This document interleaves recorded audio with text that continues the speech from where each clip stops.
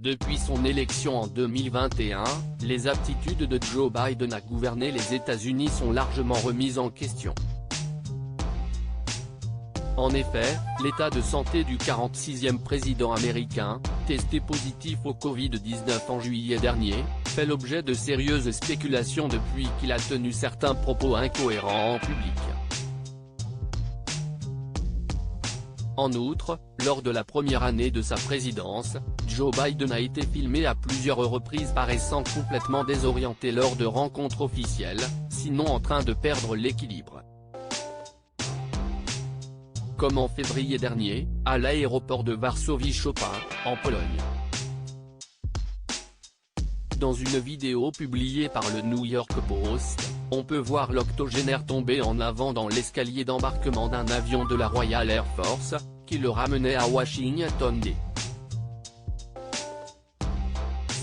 Joe Biden @Kevin Lamarque Reuters. Depuis le début de son mandat, cette chute devant les caméras est au moins la troisième pour Joe Biden, qui vient d'en ajouter une autre à la liste.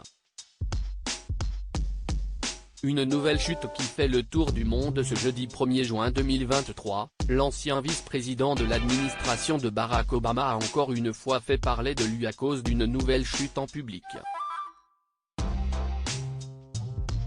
Alors qu'il remettait les diplômes aux cadets de l'Air Force Academy, lors d'une cérémonie qui s'est tenue dans l'État du Colorado, Joe Biden a été filmé en train de trébucher, avant de tomber sur scène, devant l'assistance. Rapidement aidé à se relever, celui dont le fils s'est retrouvé mêlé à un scandale sexuel va bien, comme l'a affirmé Ben Labolt. Le directeur de la communication de la Maison-Blanche a également précisé que le président américain a été déstabilisé à cause d'un sac de sable présent sur l'estrade. Il y avait un sac de sable sur scène pendant qu'il se serrait la main, a-t-il fait savoir sur Twitter. Une santé qui décline ? Des images qui sont rapidement devenues virales sur la toile et ont relancé les questions concernant les facultés mentales et physiques de Joe Biden. Car ces derniers mois, le chef d'État s'est retrouvé au cœur de l'actualité à propos de son état de santé. Alors qu'il a été victime de 2 attaques cérébrales et d'une embolie pulmonaire, celui qui refuse catégoriquement de passer des tests neuropsychologiques a été opéré d'une lésion sur la poitrine le 16 février dernier.